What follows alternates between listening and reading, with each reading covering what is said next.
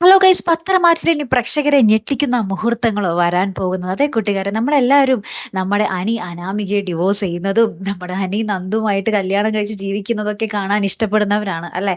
അപ്പൊ നന്ദു ആണെങ്കിൽ ഇപ്പോൾ കട്ട കടുക്കുന്നില്ല. നന്ദുവിനറിയാം കാര്യങ്ങളൊക്കെ പ്രശ്നമാകും, ഒരിക്കലും നമ്മുടെ വിചാരിക്കുന്ന പോലെ കാര്യങ്ങളൊന്നും നടക്കില്ല എന്ന്. പക്ഷേ അതിനോട് അടുത്ത് വരുന്ന നിമിഷങ്ങൾ തന്നെയാണ് നമുക്ക് പത്രമാറ്റിൽ കാണുവാൻ സാധിക്കുന്നത് അല്ലെ. ഇപ്പൊ നമ്മുടെ ദേവയാനി പണ്ട് പറയുമായിരുന്നു, ഒരിക്കലും നടക്കില്ല, അനാമിക തന്നെയായിരിക്കും ഇവിടുത്തെ മരുമകൾ എന്നൊക്കെ പറയുമായിരുന്നു. പക്ഷേ ഇപ്പോൾ നമ്മുടെ ദേവയാനി നൈസായിട്ട് കളം മാറ്റുന്നുണ്ട്. അവൾ ഒരിക്കലും ഇവിടെ ചേർന്ന മരുമകളല്ല, അവൾ പോകുന്നത് തന്നെയാണ് നല്ലത്, അനിയുടെ ജീവിതത്തിനും അത് തന്നെയാണ് നല്ലത്, നന്ദു വരുന്നത് തന്നെയാണ് നല്ലത് എന്നൊക്കെ നമ്മുടെ ദേവയാനിയും പറയുന്നുണ്ട്. അപ്പൊ ദേവയാനിയും ഏകദേശം നമ്മുടെ ഇപ്പുറത്തെ സൈഡ് ആയിട്ടുണ്ട്.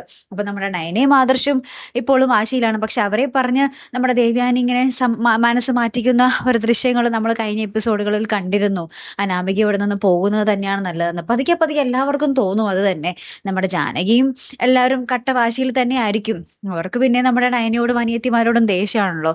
പിന്നീട് നമ്മുടെ മുത്തശ്ശൻ തന്നെ അനിയുടെ ഈ ഒരു നശിച്ചു പോകുന്ന ഒരു സ്വഭാവമൊക്കെ കണ്ടിട്ട് മുത്തശ്ശൻ തന്നെ തീരുമാനമെടുക്കുന്ന ഒരു നിമിഷങ്ങൾ തന്നെയാണ് നമുക്ക് കാണുവാൻ സാധിക്കുന്നത്. കാരണം എന്ന് വെച്ചാൽ നമ്മുടെ അനാമികയുടെ വീട്ടുകാരും അനാമികയും ഒക്കെ അനന്തപുരി തറവാട്ടിനെ ചതിക്കാൻ, അല്ലെങ്കിൽ അനന്തപുരി തറവാട്ടിന്റെ സ്വത്തും പണവും മാത്രം കണ്ടാണ് വരുന്നത് എന്നുള്ള കാര്യം നമ്മുടെ മുത്തശ്ശനും മുത്തശ്ശിക്കും മനസ്സിലാവുകയും പിന്നെ അവരായിട്ട് ഒരു തീരുമാനമെടുക്കുകയും ചെയ്യുന്ന ഒരു അടിപൊളി നിമിഷങ്ങളും തന്നെയാട്ടോ കൂട്ടുകാരെ നമുക്ക് കാണുവാൻ സാധിക്കുന്നത്. അപ്പൊ എന്തായാലും അടുത്ത് തന്നെ നമ്മുടെ നന്ദു അനി വിവാഹം നമുക്ക് കാണുവാൻ സാധിക്കേ.